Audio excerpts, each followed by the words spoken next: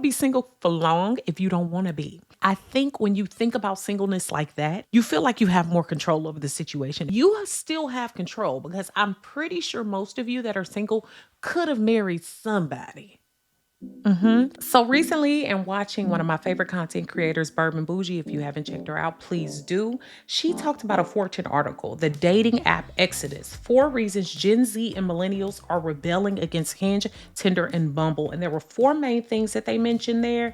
Duh, I said 4 things. But 1, they're a wasteland. As we know, there's pee and poo in the swimming pool of dating, okay? Not just pee, okay? 2, overly sexualized themes. 3, paying for apps. Ain't nobody got time for that, especially in this economy. 4, return to meeting in real life. How about that? Real life dating. And I will say this, even in thriving in singlehood, you got to watch it even when you meet people in person because they can just be as pissy and pooey as they are online. So while we're trying to keep ourselves happy, healthy, thriving, and the self-love alive when it comes time to really be single, and I'm talking about really single, super single. I'm not saying it's not okay to just, go on a date every now and again, but I'm talking about not even focusing or what we hear now as decentering men. Like the big thing right then is to really focus and center you. It's okay to still date. It's okay to still do things, but you can never know how to support yourself if you do not focus on you. So number 1, the biggest thing that I found or the biggest thing that I was doing, and I got my notes here, is prioritizing those healthy connections. What I learned in being single is it wasn't just about romantic connections. Because a lot of times these platonic relationships, these friendships that you have, a lot of times those teach you how to learn more respectful natures, how to allow people to treat you well, how to build boundaries. And a lot of times we like to separate those things. Like I know y'all know I'm a licensed clinical professional, and I find that people all the time like to put romantic love and then, friendships and family in another place. But all in all, you're still learning how to build boundaries. You're still learning how to correspond with people. You're still learning how to, have banter and conversations with people and protect yourself from people, even when they say they love you and they probably really don't. So single season should give you the chance to prioritize healthy connections, what it means to really build a true friendship or a relationship with someone. What does it mean to consistently speak with someone or converse with them? What does it mean to have an up or down or an argument with someone? How do you problem solve? What do you do when other people ask you for things that you're not willing to provide? And what do you do when situations need an exit? Okay, so healthy prioritization of relationships comes in that self-care piece and also figuring out how to be single successfully. The next thing is to set goals and focus on your personal growth. I think another thing that happens when we take on relationships too early is we focus so heavy on the other person as opposed to us. This is your time to ride and grind for yourself. If it was not for my single season, I wouldn't have lost over 100 pounds. I wouldn't have focused on that. I wouldn't have had the time to. I wouldn't have traveled most of the states in the US and countries outside of the US. I wouldn't have done that successfully on my own or found that I could do that. I wouldn't have earned, tenure and promotion to an associate professor and then later into a full professor before the age of 40. I would not have earned so many accolades and awards and so many other things. Now, I don't say any of that to brag. What I'm saying is single season brings about a time where you can look at yourself and decide on what you want your life to be without depending upon what somebody else is doing, giving, or being, okay? I think when you get into a relationship, it is plenty time there is for you to focus on what you are together, to make consensus for one another, to really try to level for each other. And when you're single, you don't have to do that. You don't have to play or think about anybody else's rules. However, when you do get into a serious and healthy relationship, you will want to do that with the right person. Spend your time not having to do that. Spend your time being able to kick your shoes off and throw them in the living room if you want to. Spend your time not washing your dishes at night. Spend your time, sitting on the toilet as long as you want to without being interrupted. I'm just saying, whatever it is you want to do, spend this time personally developing and growing. Climb that ladder at work. Do everything that you can do for you. Get those certifications. Lose that weight you wanted to lose. Get healthy, even if that's not losing weight for you. Cook the meals you want to cook or don't cook at all, okay? Choose the things that you want to do. Personal development and growth are the best things that you can do for yourself in your single season. The next one is date yourself and be spontaneous. Y'all, let me tell you, I can remember being young, and when I first lost that weight and I was starting to get asked on dates, I will tell you the mistake that I made. I was going low. And I'm going to be honest, because at the time, I hadn't even learned what I wanted. So my only answer to going somewhere was like, let's go to a movie, let's go to, Applebee's. And, I even I was kind of blessed early on in dating with certain people that would say, hey, is that the only thing you like? Or, do you want to try another thing? Or would you like to try going here or going there? And I was blessed with that. But I can tell you that because I didn't know a lot about myself and what I wanted, I continually was doing the same stuff because I didn't even know what I wanted and what I liked before I wanted a relationship at the time. So being single and purposely single, because there was several times in my dating history where I was just like cutting cold turkey. I'm not dating. I'm not being intimate. I'm not doing any of that stuff with anybody. And during those times, I took myself out. I figured out things that I liked. I even went and walked the aquarium by myself. I went on movie dates. I went to different restaurants. So you best believe when I started to get into relationships, I had good taste, honey, because I had tasted and saw that the Lord was good. And I was able to see that there were so many other things out there other than Applebee's in the movies. It was just a lot of other stuff that I could have done. And that also helped me to be more traveled, more worldly, also to be more intellectual, and also be able to hold better conversations. I was spontaneous. I would go on a trip by myself or go different places. And even when I would have speaking engagements, I would spend extra time in the towns and the cities that I was in order for me to acclimate myself to another space so that I wasn't limited in my knowledge, and also that I knew that there was better than where I was. In single era and single season, that's the best time to brush up on your chops of knowing more about you and what you want, and dating yourself helps you to do that. It's a mechanism that really does help you to be able to tell other people how to treat you, what you like to do, what you don't like to do. So you can say it with a strong face and a strong mind, and no one can talk you out of what it is that you want and how you want to be treated. So let me urge you to try that today. I know, money's funny in this economy right now. Ain't nobody playing around with money. But what I would suggest is just going to different places. I know here in Houston, there's so many free things that you can do, fun things that you can do that don't cost much, and just take yourself out and do it. Don't worry about who's looking at you.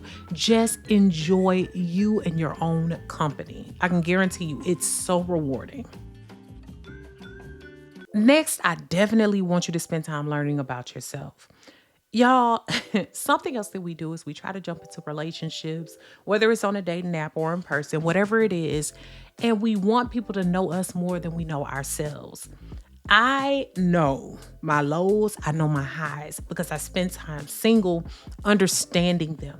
I know how, when I live by myself, I like to have a TV on all the time because I needed to have noise, background noise, and different things like that. So even now, when I met my husband, I was able to talk about those little quirks and those little things and appreciate those things about myself, because at one point, I remember doing some of those things and dating people and them making me feel bad for having these types of things or quirks that I had, but because I hadn't taken time to nourish those and nurture those and really enjoy myself and not be apologetic for those things, I was often duped out of them. I spent some of my life trying to people please. I spent a lot of time trying to make sure that the people I was dating was even more happy and comfortable than I was, okay?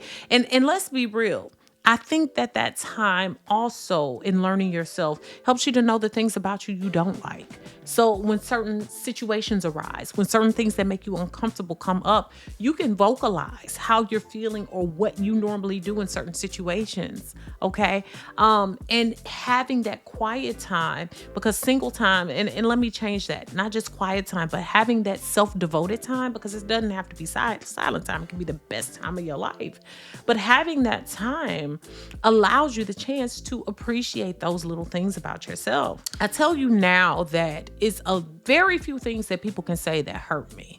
Very few things. And the reason why is because I really liked myself. Okay. And so when even people have challenged things about me that they didn't like, I mean, I'm not saying take it or leave it, but I'm saying, I'm going to take it or leave it. I'm not going to stay here if I'm not welcome. And the reason why I have such confidence is because I spend so much time with myself. It's like nurturing a friend. It's like nurturing a friendship. And some of us don't even like ourselves enough. We don't even like ourselves. And let's be honest, we don't know much about ourselves. And so when we find ourselves in relationships and we ask questions like, how did I get here? Or how did it get so bad? A lot of times it's because we have not taken time to love the person that we are that allows certain things to occur. And believe me, you ain't alone if it's happened to you, because it's happened to me. And those were the biggest reasons why I had such a push in my life at some points to be single, because I knew that I was rolling myself into or molding myself into what other people wanted from me and not so much what I appreciated about myself. Because you're not going to be liked by everybody. You're not going to be celebrated by everybody. And so you certainly don't have to be with everybody. And I think learning that and learning where I had gone wrong in previous relationships, learning my flaws, learning that I often was in relationships just because somebody decided they wanted to be with me. All of those things had to be dealt with in order for me to be successful in any future relationships. Okay, and the next thing is knowing the good stuff about being single.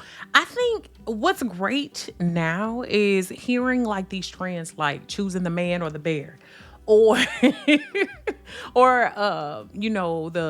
the story of Risa Tisa and other things. I think in those stories, we learn the essence of I'd rather be alone than to be unhappy, okay? And I think sometimes instead of framing it even that way, framing that I can have fun by myself and not have to worry about somebody else's funness or lack of funness or whatever they got going on, okay? Singleness is just that. You get to enjoy you. And so I wrote down some of the things that I find that we don't always cherish when it comes to being single. So number one would be being able to figure out what you want. Because a lot of times we don't do that either. We just get with somebody and we don't really know the aim and the goal of the relationship. I can tell you that when I met my husband, I was much more assertive about what I wanted and didn't want in a relationship because I had taken time to really focus on those things. I had learned what I had done, what I could have done differently. Learned that some of the previous relationships that I was in were unnecessary. The experiences I took myself through were unnecessary. But dealing with that helped me to further know what I wanted, and I was able to vocalize that. So I wasn't willing to take less than. I had even written these things down. I knew what I wanted in a partner, and I wasn't going to accept anything different from what I had written down, prayed about, thought about. And not only that, I hadn't just focused on. I told God, y'all done hit my microphone.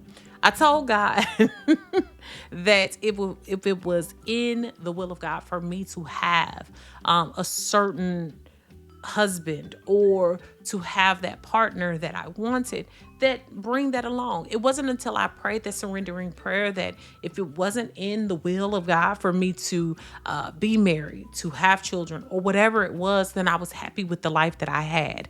And it wasn't until then that I even met my husband. But I think I had also done a lot of work on knowing who I was going to surrender that singleness to, because it was too valuable to give up to anybody. Okay. The next thing is getting closer to yourself, which was pretty much explained there.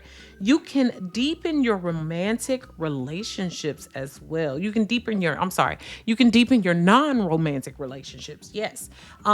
And I've already mentioned this, but it gives you a chance to nurture those relationships that maybe you've been putting to the side, that you have not nourished, that you have neglected, people that you need to learn more from. It helped me to build better mentorship relationships. So I was able to meet mentors who were able to speak life into me, talk to me about everything from my career to other things in single season, as well as relationships. So that opened my doors to that.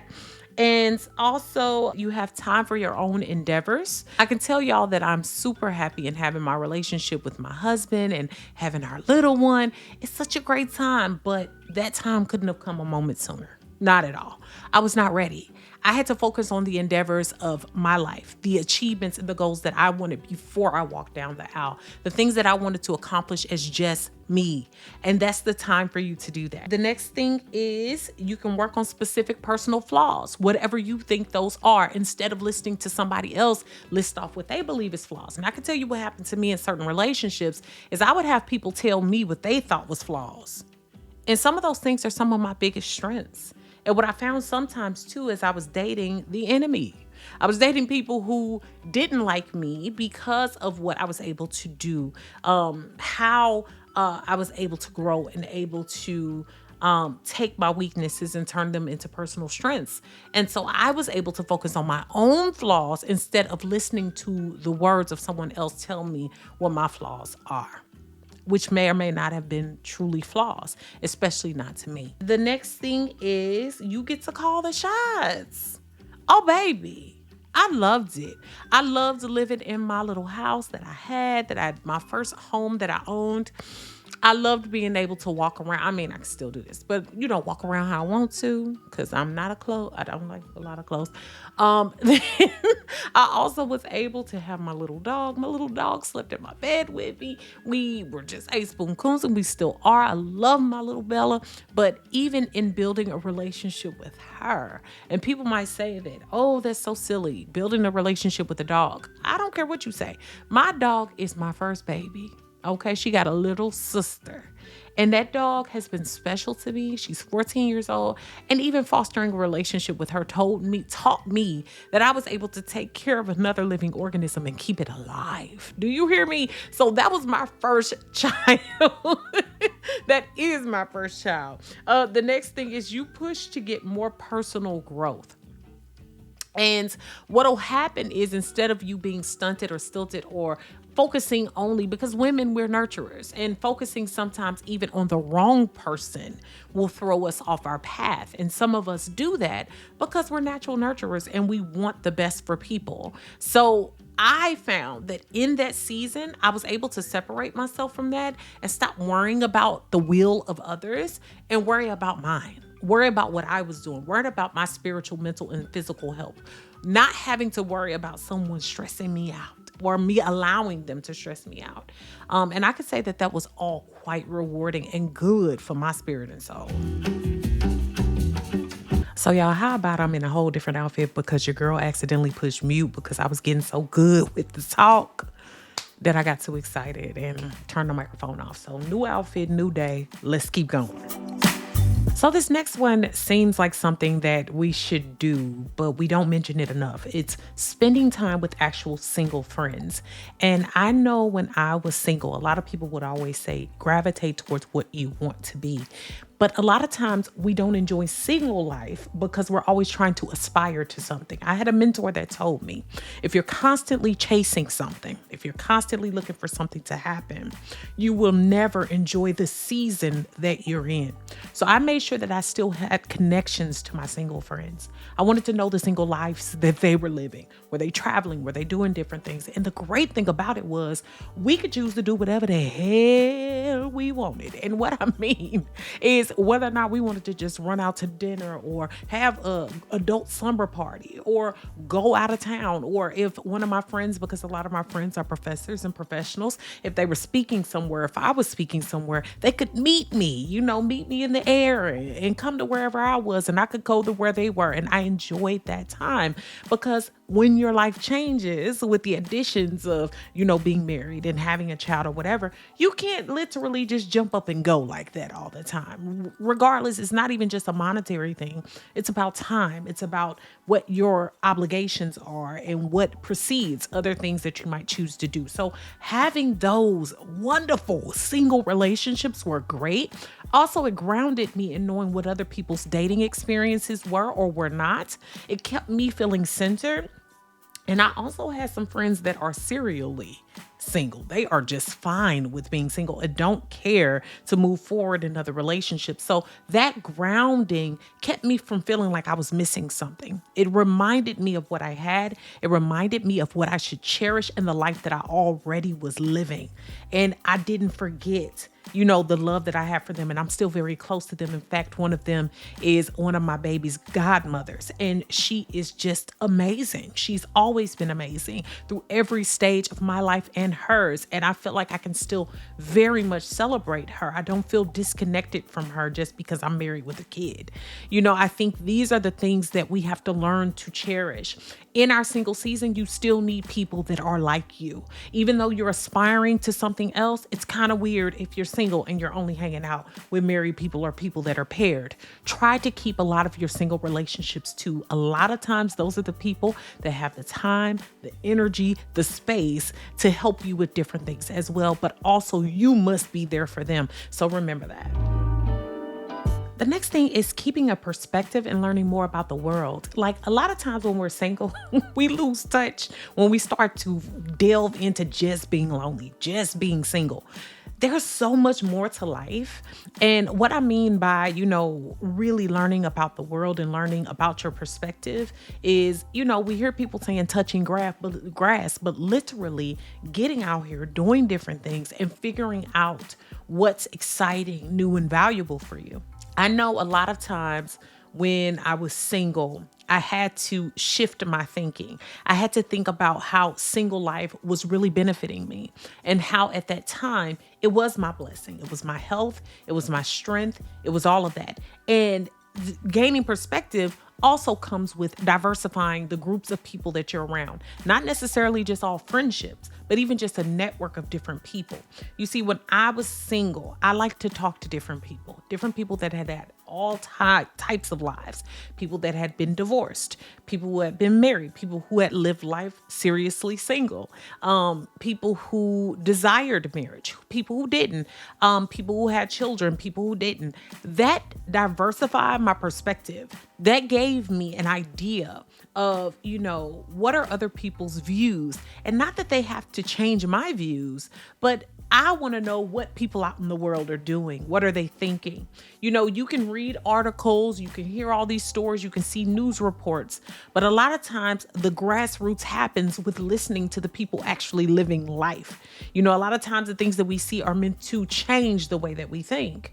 Not everybody wants that. At one point when I was really scared about the fact that I wasn't ready for marriage and I wasn't ready to not be my main character and I wasn't ready for children or didn't see that per se for my immediate future, I didn't feel as bad when I started talking to people because I realized that for some women, that's natural, that's normal. But the world will make you think that everybody wants the same thing. And if everybody wants the same thing, what makes it special? It's not special.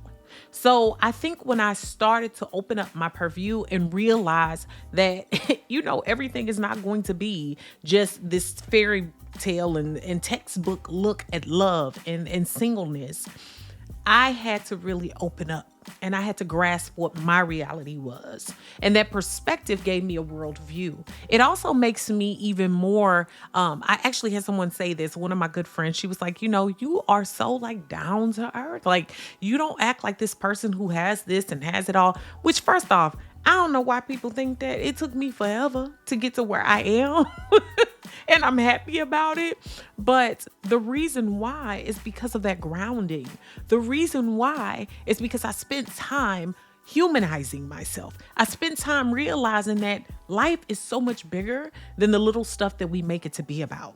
And loneliness and singledom and being alone are a natural part of life. If you don't acclimate yourself to it, then you will always be desiring to be with something or someone, even if it's unhealthy. And I had to break those chains and those bonds. Being adopted, not really knowing all of my background and my ancestry, I did not want to fall into situations that were unhealthy for me just because I had weird attachments with people. You have to learn to walk the line, walk your life alone, figure out your worldview and perspective in order for you to enjoy this journey. And also in order for you to enjoy when you are finally paired up with someone, if you do so desire. It's important to do the things that help you to leave your own legacy. Look, I love being Mrs. Harness now. I love my husband. I love being married. I love us starting our own legacy together. But what I'm very proud of too is the legacy I began on my own. You know, going back to what I told you, one of my mentors told me. She told me at the time that I was like questioning, like, do I want certain things? Do I not want certain things? She told me, don't spend all that time balled up thinking about everything you want to do and want to be and that you're running after. Spend time really cherishing where you are right now. And y'all, I can tell you that there's rest in that. There's so much rest in that because you know that the building blocks that you're creating are creating a solid foundation that no one can come and crack, okay? And if they do try to, you will protect yourself. Building a legacy on your own gives you something to look forward to. And I'm not saying for everybody, okay? I have friends that got married young or, paired young or did different things and it worked out for them and some it did not. But for me, I knew that I had to have things under my belt that were important to me. Again, being adopted and starting my own level of legacy and understanding that for what it is, I wanted to have something that was near and dear to me. And even with joining in with my husband, now we're starting businesses together. We're doing things together. We're making sure that both of us have a stock in what we're doing. It's not going to be just one person, right? So then that legacy continues for the both of us because we both have our own legacies, our own triumphs, our own foundations outside of when we joined to one another. Sometimes that gives you, and most times it gives you a level of confidence that no one can take away from you. My previous accomplishments, my things that I have done, none of that has gone away because I became Mrs. None of that has gone away because I became a mother. Baby, I'm still that chick, okay? And now as I'm moving in, and I know a lot of people have asked me, and I'm going to talk about the updates to my life and how crazy it is right now. But even now, I'm still achieving things. I've now become the program director of my doctoral program. I've done other things. I'm running the clinic. I'm doing other things. And while I have to have help, and I always have had help, that's the thing. I realize that building that foundation has made me stronger and build more confidence. And I can give that back to my baby. I can give that back to my husband. And we have things to share with one another. It's not one of us outdoing the other. Now we're building even more blocks to that foundation as a family. So before you start focusing on the things you will have and the things you will do with someone else, spend time doing the legacy business on your own, okay? I bought my own first house. I bought all my first cars. I had all my first jobs. I excelled and succeeded at earning a long-term career focus, board exams and board passes. And I've done so many other wonderful things. And I can look at that catalog and be proud of it and know that those were things that I grasped on my own with God. And, of course, with the instilling of my mother and my family and my aunts and my uncles, those different things. But what I know is I have things that nothing can take away from me. That legacy has been built, it's polished, and it's there. And it's there to lay the groundwork for other new things to come. So think about the legacy you want to leave on your own, not just with your family, also on your own. And, I have friends now too that are married now and have children, and they were later on in life like me, and they had big careers and still do, but then decided to be stay-at-home moms. But guess what? You can never take away what they've already earned and what qualifications, certifications, and other things that they have. And I know that that's a joy and a rest place to have that. So that's just something to think about when it comes to your legacy. The next one I know can be hard to think about, especially when you're looking to want to be paired, is you won't be single for long. Y'all, I keep moving this light, but you won't be single for long if you don't want to be. And I think when you think about singleness like that, you feel like you have more control over the situation. And while we don't have control over everybody we meet, what we do, and what others do, rather, you still have control, because I'm pretty sure most of you that are single could have married somebody. Maybe not the right somebody. I'm sure many of you could have been with someone right now, but you're choosing to be with yourself. And that is a wonderful thing. Think about that. That gives you control, that gives you power, because you could just be doing anything. A lot of us could be. That doesn't make it the right thing, and that doesn't make it the prosperous thing. I could have been married in my 20s to the wrong people. I could have been married in my 30s to the wrong people in my early 30s. But the power comes in with the restraint. The power comes in with I was actually, even if I stayed a little too long, my welcome was extended a little too long, I still knew that those situations were not for me. There's power in that. You didn't have to make certain decisions, and you don't have to now. So keep in mind, I think instead of saying, I don't have anybody, you could. The right somebody, we might need to work on that, but not just somebody. Okay. So make sure you take your power back. Realize, and that's, I think, something that all of us could do, because in listening to and hearing a lot of these podcasts and these lines that come across, I don't look for it. Sometimes it ends up on my timeline and I hear the foolishness and it doesn't even bother me, because I realized that at the time I was choosing not to be with certain foolish people. And maybe at a certain time I was foolish. And thank God I didn't join with somebody in all the foolery. So make sure that you take your power back and realize that you are choosing to be single, as opposed to it's just happening to you. And here's the other thing in choosing to be single. You're choosing to treat yourself well, give yourself self-care, give yourself a break, be your hiding place, be your peaceful place. And until that day comes, if it does so come, you are living the best life possibly given to you, and the best life you could have ever wanted or dared to have. There are certain things about single life that I will always cherish, always. And that's not a bad thing. That's not a bad thing at all. And me and my husband, we try to operate in a space where we allow each other space, because we realized both of us went very long in life being pretty single. And so you need some time away. You need some time to do certain things for yourself. And that's a wonderful thing to have, okay? Instead of thinking that we always have to be consumed with one another, because that's not life. So make sure you consider that you got a choice. All right, y'all, I hope y'all have enjoyed today's video. I guess it was more like a podcast episode. But this whole single chat and single talk, it is what it is.